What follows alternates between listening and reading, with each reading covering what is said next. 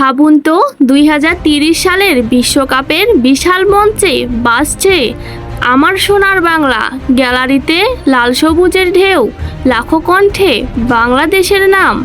শুনতেই গায়ে কাঁটা দেয়, তাই না? কিন্তু প্রশ্ন হচ্ছে, এটা কি শুধুই স্বপ্ন, নাকি সত্যি বাস্তবে রূপ নেওয়ার কোনো সুযোগ আছে?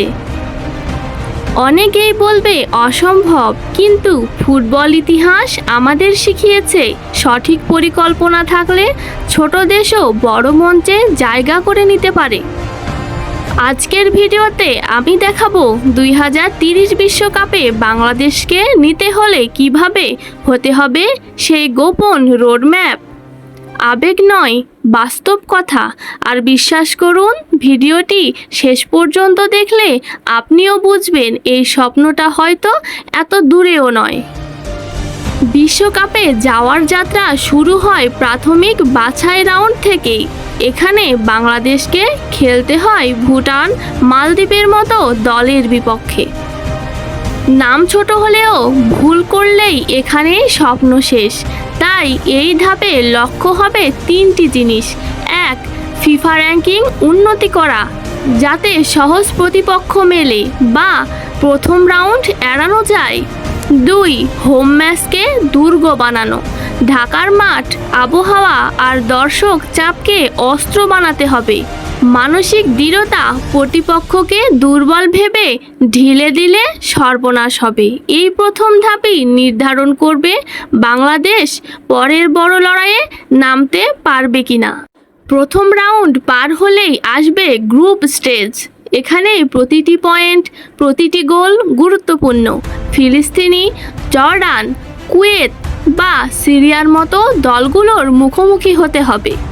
এই ধাপে বাংলাদেশের কৌশল হতে হবে হোম ম্যাচে আক্রমণাত্মক ফুটবল।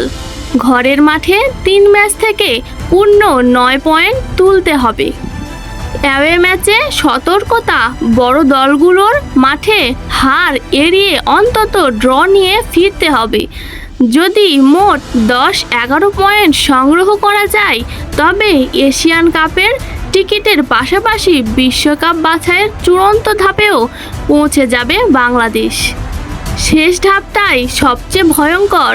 এখানে প্রতিপক্ষ হবে জাপান, কোরিয়া, অস্ট্রেলিয়া, সৌদি আরব, কাতার বা ইরাকের মতো শক্তিশালী দল। তারা খেলে ইউরোপের সেরা লিগে, তাদের অবকাঠামো বিশ্বমানের। বাংলাদেশের জন্য লক্ষ্য হবে অন্তত প্রতিযোগিতামূলক পারফরমেন্স দেখানো। জাপান বা কোরিয়ার বিপক্ষে একটি পয়েন্ট পেলেও সেটা হবে ইতিহাস। কিন্তু বাস্তব কথা হলো, এই ধাপে পৌঁছানোই হবে বাংলাদেশের জন্য এক বিশাল মাইল ফলক। কারণ তখনই সারা বিশ্ব বুঝবে বাংলাদেশ ফুটবল সত্যি বদলে গেছে। তো 2030 বিশ্বকাপে বাংলাদেশের যাত্রাটা সহজ নয়, কিন্তু অসম্ভবও নয়। প্রশ্ন হচ্ছে, আমরা কি এখন থেকেই ঠিক বিনিয়োগ, যুব উন্নয়ন আর পরিকল্পনা শুরু করতে পারবো? আপনারা কি মনে করেন, এই রোডম্যাপ বাস্তবায়ন করা গেলে বাংলাদেশ কি সত্যি বিশ্বকাপে পৌঁছতে পারবে? কমেন্টে জানাতে ভুলবেন না।